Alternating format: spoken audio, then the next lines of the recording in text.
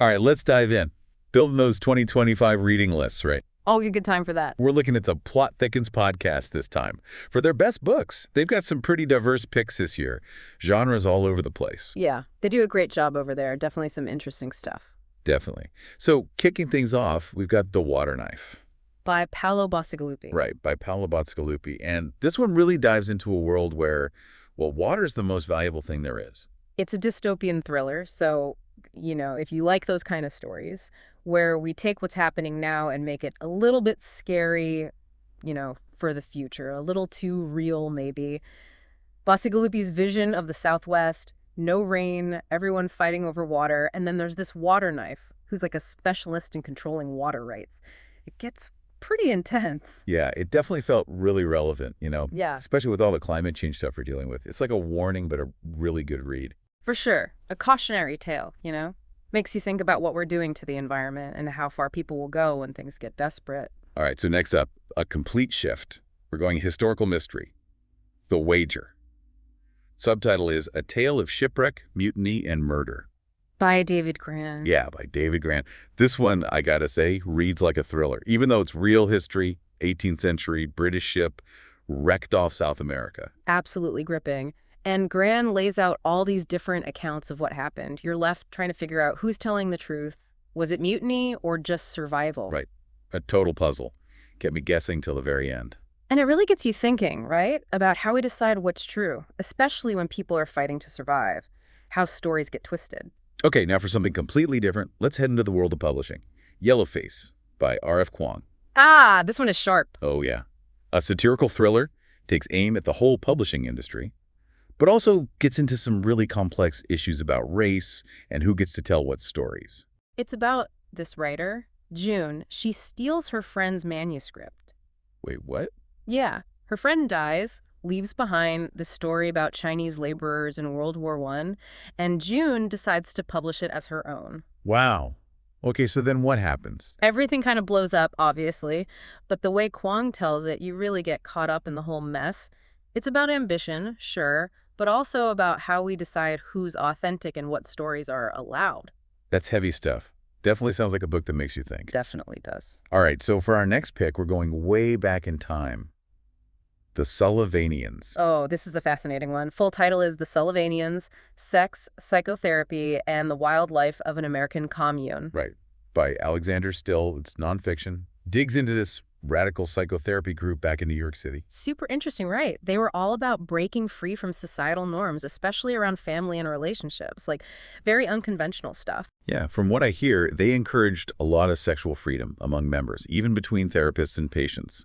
It gets into some really murky territory around power and consent. You start to see how, even with good intentions, things can go really wrong. Yeah. Especially when you've got these strong leaders and people looking for answers, makes you think about the fine line between freedom and manipulation. For sure. Now, let's switch gears again. We're going for a story about friendship and creativity. Tomorrow, and tomorrow, and tomorrow. By Gabrielle Zevin. Right. One of my favorites, I think. It's just beautiful. What's it about? So it follows these two friends, Sam and Sadie. They connect over their love of video games. You follow them from childhood all the way through adulthood. They go through so much together. It's about the highs and lows of following a creative dream, and how friendship can carry you through even the toughest times. That's heartwarming. It is, but also doesn't shy away from the hard parts of life, It's a really thoughtful exploration of how we create, how we connect, and what it means to make something that lasts. Okay, so time for some sci-fi.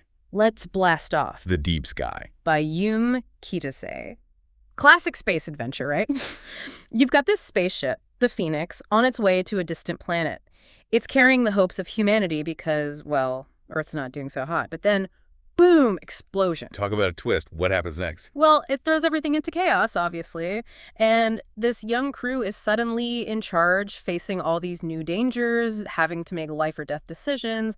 Kitasei does a great job balancing the action with these quieter moments where the characters have to really confront who they are, what they believe in, and what it means to lead. It sounds intense. It is, but in a really good way. It gets you thinking about what we're capable of, when we're pushed to our limits, and how we deal with fear and prejudice when we're literally out in the unknown. Wow. Okay, I'm adding that one to my list for sure. Now, for something a little more down to earth, maybe. Back to reality. Outlive. The Science and Art of Longevity by Dr. Peter Attia. Longevity. That sounds intriguing. This one's for anyone who's ever thought about, living a longer, healthier life. Who hasn't, right? Exactly. But Dr. Attia, he's a doctor and a researcher. He goes beyond the typical diet and exercise advice. He gets into the science of aging, like the cellular level stuff. Oh, wow. So like hardcore science. It is, but he explains it in a way that makes sense. And then he gives you actual advice you can use based on that science. It's about extending your health span, not just your lifespan, which is a super important distinction, like how to stay healthy and vibrant for longer, not just alive. That's a great point. Quality over quantity. Exactly. Okay, back to fantasy. 2 more books to cover. 2 amazing ones. First up, The 5th Season by N.K. Jemisin. First in her Broken Earth trilogy. This is award-winning stuff, really powerful. I think world on the brink of collapse because of crazy climate events. And there are these people called Orogenes. They can control the Earth's energy. So, like, earthbenders. Kind of, but they're both feared and exploited by society. Jemisin tells the story from a bunch of different viewpoints, so you get this really complex picture of oppression, survival, and what power really means. Definitely sounds like something I'd be into.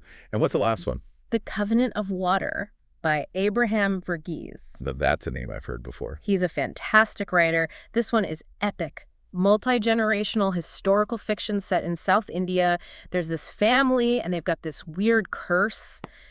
Each generation, someone drowns. Oh, wow. That's a bit creepy. It is, but so beautifully written. It's about love, loss, family secrets, the way history shapes us, the big stuff. All right. Well, Plot Thickens has delivered a pretty incredible list here.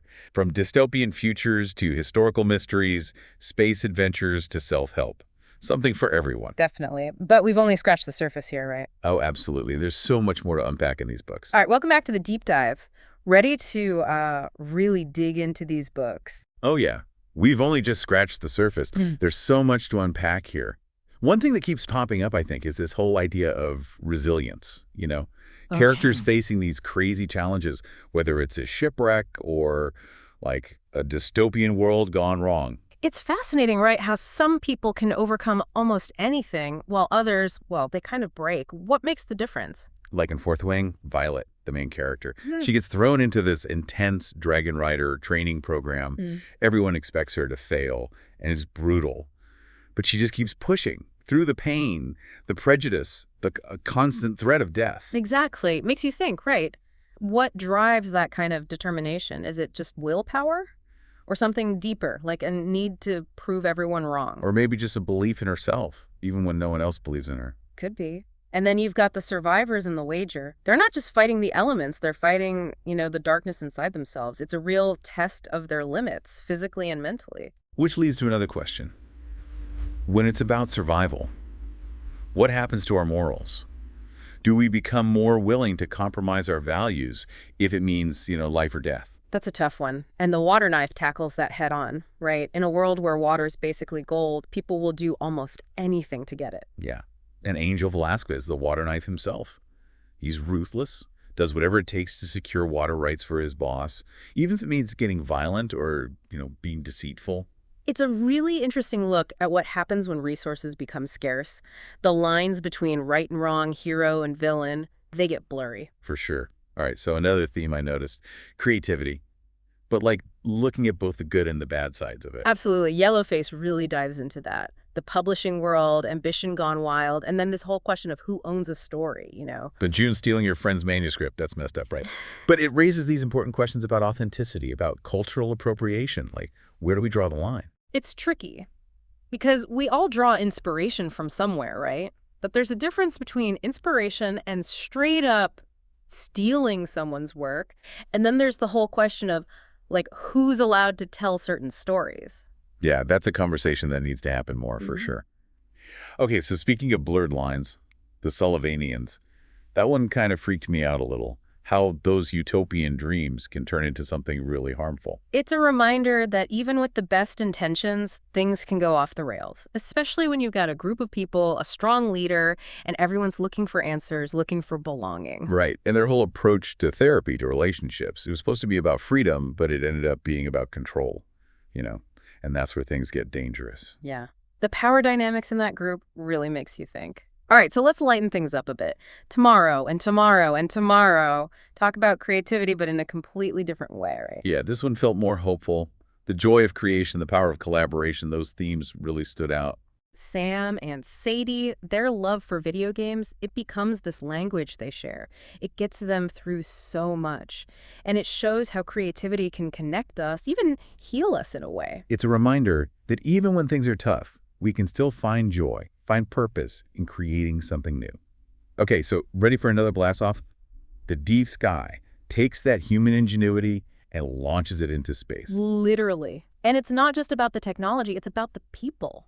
That young crew, they're tasked with saving humanity and no pressure, right? But then everything goes wrong and they have to dig deep, figure things out on the fly. That explosion, it's like a test, a test of their skills, their courage, their ability to work together when everything's falling apart. It makes you wonder, how would we react in that situation? What would we be capable of? It's exciting, but it also makes you think.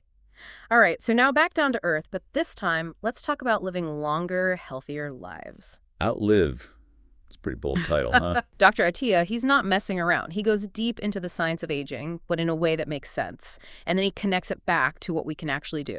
So it's not just about living longer, it's about living better. Exactly. It's about health span, not just lifespan, making those years count, And the choices we make now, they can have a huge impact on how we age. Okay, so 2 more books to go, and they both get into some pretty heavy stuff. But they do it so beautifully, though. The 5th season, first of all, it's fantasy, but it's also social commentary, exploring oppression and justice in this really unique world. Jemisin's writing is just incredible. Yeah, I've heard amazing things about her. And then The Covenant of Water. That one is like stepping into another time, another place. South India, family secrets, a haunting curse. But at its core, it's about love, loss, the things that connect us all, no matter where we come from. So we've got resilience, creativity, the ethics of it all, and then these big sweeping stories that make us think about who we are, where we come from. It's a lot to take in. It is, but it's just the beginning, right? We've got one more part to go where we'll really try to tie it all together. All right, back for the final deep dive into these awesome 2025 books. One thing that really sticks with me is how these stories just stay in your head. They really do. Like, they make you think about things long after you finish reading. And I keep coming back to this idea of resilience, seeing all these characters go through such intense stuff. It's amazing. Right, like surviving a shipwreck or living in a dystopian world. What makes the difference? Why do some people thrive under pressure and others just fall apart? It's a big question, isn't it? Maybe some people are just born with that grit, that determination. Or maybe it's the support system you have, like a strong family or community. Maybe it's both, A mix of inner strength and the help you get from the people around you. Like Violet in Fourth Wing, she finds strength in herself, but also from those unexpected friendships, those moments of kindness that kind of pop up when she needs them most. Yeah, and even in The Wager, it's chaotic. But those survivors, they kind of find a shared purpose, and that helps them keep going. But it's not just about physical survival, right? It's also about dealing with emotional stuff, making tough choices. Yellowface gets into that. June's choices, they're not great, but she does show a kind of resilience trying to deal with the consequences of her actions. It shows we can grow, even when we screw up. For sure. And then there's the Sullivanians, a warning maybe, about how wanting to belong can lead you down a dangerous path. Right. It's like, be careful who you trust, what groups you join. Find a community that supports you, but doesn't try to control you, Absolutely. So switching gears a bit, we've talked a lot about the downsides, the challenges, but let's not forget the power of creativity, the positive side of that. Tomorrow and tomorrow and tomorrow. And that one really celebrates that, doesn't it? The joy of making something new, the importance of working together. Sam and Sadie, they use video games to connect, to communicate, even to heal old wounds. It shows how creativity can bring people together, even make life a little bit brighter. It's a good reminder. Okay, so Outlive. That one's about, living longer. But it's more than that, right? It's about making those years count. Dr. Attia, he's not just saying live longer, he's saying live better, taking care of your health, your mind, so you can enjoy those extra years. It's about quality of life, not just quantity. And he breaks it down in a way that makes sense, gives you real steps you can take. So we talked about resilience, creativity, taking care of ourselves. But let's not forget the power of stories to take us to different places, make us see things in new ways. The Deep Sky does that. Throws you right into the vastness of space, makes you think about the future of humanity. The fifth season, that's fantasy, but it's also a commentary on society, makes you question things. And then The Covenant of Water, a journey back in time into a different culture, but still dealing with universal themes of love and loss. It shows how stories can connect us, even if we come from completely different backgrounds. So as we wrap up this deep dive, I think the biggest takeaway is this. Pick up these books. Let them challenge you. Let them transport you. And then talk about them. Share your thoughts, because that's what makes it all worthwhile. I couldn't agree more. Thanks for joining us on The Deep Dive. Until next time, happy reading.